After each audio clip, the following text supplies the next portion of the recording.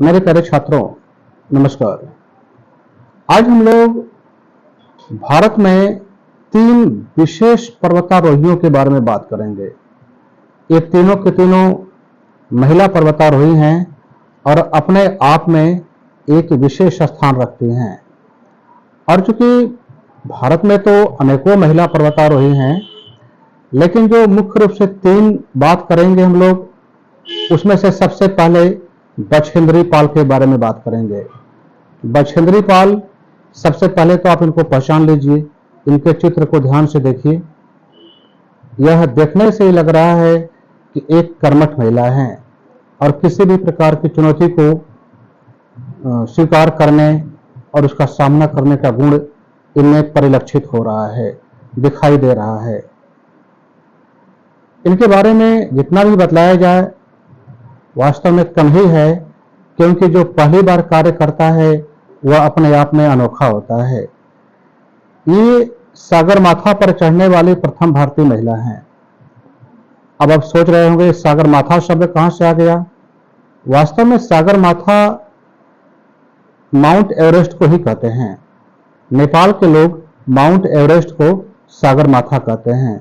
तो सागरमाथा पर चढ़ने वाली प्रथम भारतीय महिला यदि हैं तो वह हैं बछेंद्री पाल। आप इनको पहचान भी चुके हैं, इनके बारे में जानते भी रहिए और आपको जानना भी जरूरी है, क्योंकि भविष्य में आपको आगे बढ़ना है तो ऐसे वीर विभूतियों के बारे में, वीर महिलाओं के जीवनी के बारे में आपको अवगत होना अति आवश्यक है। फतह वर्ष का मतलब होता है किस वर्ष, अर्थात कब इन्होंने माउंट एवरेस्ट पर जाकर के तिरंगा फहराया था। तो ये जो है 23 मई 1984, यह तिथि आप याद रखेंगे। 23 मई 1984 को दोपहर 1:07 पर इन्होंने माउंट एवरेस्ट पर फतह किया था। कितना गर्व का दिन रहा होगा, क्योंकि जो लोग इसमें पैदा हुए रहे होंगे, पढ़े होंगे, सुने होंगे, देखे होंगे टीवी पर, तो कितने गर्व की बात रही होगी। इनका जन्म 24 मई सन 1954 को उत्तर काशी में हुआ था। अब जो आपको यह पता हो गया कि इन्होंने फतह वर्ष कब किया और इनका जन्म कब है, तो इस आधार पर क्या आप बतला सकते हैं कमेंट करके कि जब इन्होंने माउंट एवरेस्ट पर फतह किया, अर्थात सागरमाथा पर फतह किया, तब इनकी उम्र क्या थी, कितने वर्ष पर इन्होंने माउंट एवरेस्ट पर फतह किया? आप इसको कमेंट करके बतलाएं। इनकी बहादुरी को देखते हुए इनको भारत सरकार ने पद्म भूषण पुरस्कार दिया। यह भी अपने आप में एक गर्व की बात है। अब हम लोग बात करते हैं संतोष यादव की। अब चूंकि भारत की प्रथम महिला जिन्होंने माउंट एवरेस्ट पर अर्थात सागरमाथा पर विजय हासिल किया, उनके बारे में आप लोग अवगत हो चुके हैं। बछेंद्री पाल इस समय टाटा स्टील में कार्यरत हैं और वहां पर रोमांचक कार्यों के बारे में लोगों को अवगत कराती हैं। अब जो है दूसरी विशेष महिला पर्वतारोही जिनके बारे में हम लोग बात करने जा रहे हैं, उनका नाम है संतोष यादव। आप इनको भी पहले पहचान लेवें और देख लेवें कि ऐसे विभूतियों को देख करके ही एक जोश प्राप्त होता है और सदैव आगे बढ़ने की इच्छा होती है। यह है संतोष यादव और उनके हाथ में जो पुस्तक दिखलाई पड़ रही है उसका नाम है पर्वतारोहण का रोमांच।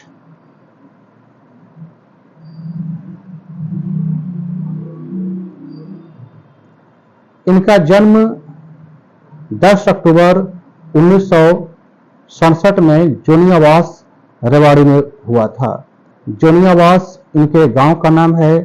रेवाड़ी आप तो जानते ही हैं कि हरियाणा का एक विख्यात जिला है, यहीं पर इनका जन्म हुआ था। और संतोष यादव के साथ जो मुख्य उपलब्धि है कि इन्होंने 2 बार माउंट एवरेस्ट पर चढ़ने वाली प्रथम महिला हैं। अब बताइए, कोई एक बार भी नहीं चढ़ पाता है। इन्होंने दो दो बार माउंट एवरेस्ट पर चढ़ने का रिकॉर्ड बनाया हुआ है। इन्होंने दो बार, जैसा कि मैंने बताया, सन 1992 और 1993 दोनों वर्ष लगातार इन्होंने माउंट एवरेस्ट पर विजय हासिल की और उनकी बहादुरी को देखते हुए भारत सरकार ने इनको पद्मश्री पुरस्कार से नवाजा। और इनके बारे में एक और बात कही जाती है कि इन्होंने कांग्रेसों तरफ से माउंट एवरेस्ट पर चढ़ने वाली विश्व की प्रथम महिला हैं। और मैं आपको यहाँ यह बतलाना चाहूंगा कि चाइना की तरफ से, तिब्बत की तरफ से, नेपाल की तरफ से, कई तरफ से चढ़ने के तरीके हैं। अलग अलग पर्वतारोही अलग अलग रास्तों का चयन करते हैं और इन्होंने कांगसुक पक्ष को स्वीकार किया और उस पक्ष से चढ़ने वाली विश्व की प्रथम महिला के रूप में जानी जाती हैं। अब हम लोग बात करेंगे एक ऐसी महिला पर्वतारोही के बारे में जो बिल्कुल अनोखी है। कभी ये वॉलीबॉल खेलती थी तो कभी अकेले ट्रेन में यात्रा करती थी और क्या क्या नाम इनके या इनसे जुड़ा हुआ है, आप इनके बारे में जितना भी जानेंगे कम ही है और बिल्कुल युवा हैं। चलिए आज हम लोग बात करते हैं अब अरुणिमा सिन्हा के बारे में। अरुणिमा सिन्हा, पहले तो इनको आप पहचान लें। देखिए, क्या देखने से ही लग रहा है कि बिल्कुल कर्मठ हैं और माउंट एवरेस्ट पर लगता है कि अभी अभी चली जाएंगी। आप इनके चित्र को ध्यान से पहचानें। और ये जो इनका जन्म है 20 जुलाई 1989 और जिला का नाम है अंबेडकर नगर। अंबेडकर नगर तो आप जानते ही हैं कि उत्तर प्रदेश का एक जिला है और इन्होंने पूरे जिले, पूरे देश का नाम रोशन किया है। अभी इनके बारे में थोड़ा और आप जानेंगे तो आपको बहुत ही आश्चर्य होगा। इन्होंने माउंट एवरेस्ट पर 21 मई 2013 को फतह किया था। अर्थात माउंट एवरेस्ट पर, अर्थात सागरमाथा पर 21 मई 2013 को इन्होंने तिरंगा झंडा फहराया था। इनकी बहादुरी को देखते हुए इन्हें पद्मश्री पुरस्कार दिया गया। इनकी माता का नाम ज्ञानबाला सिन्हा है और मैं यहाँ पर यह बतलाना चाहूँगा कि ये पहले राष्ट्रीय स्तर पर वॉलीबॉल की खिलाड़ी थीं। अब जो है हुआ क्या कि इनके साथ एक बहुत ही दर्दनाक घटना घटी। पहले तो ये राष्ट्रीय स्तर पर वॉलीबॉल खेला ही करती थी और इनके साथ क्या दुर्घटना घटी अभी मैं आपको उससे अवगत करा रहा हूँ। सबसे पहले एक बिंदु यह है कि एवरेस्ट पर चढ़ने वाली पहली दिव्यांग हैं। दिव्यांग आप जानते ही हैं कि शरीर में कुछ विशेषता होती है किसी अंग में, ऐसे लोगों को दिव्यांग कहा जाता है। तो अरुणिमा सिन्हा एक दिव्यांग हैं और ट्रेन दुर्घटना एक बार हो गई थी। वास्तव में एक बार ये दिल्ली जा रही थी पद्मावत एक्सप्रेस से, तो कुछ चोर या अपराधी कह सकते हैं, वो सभी इनका चेन और बैग छीनने लगे और उसी छीना झपटी में यह ट्रेन से नीचे गिर गई और नीचे गिर जाने के बाद जो है इनका एक पैर कट गया और दुर्घटना की शिकार हो गई और एक पैर हमेशा हमेशा के लिए इन्होंने खो दिया।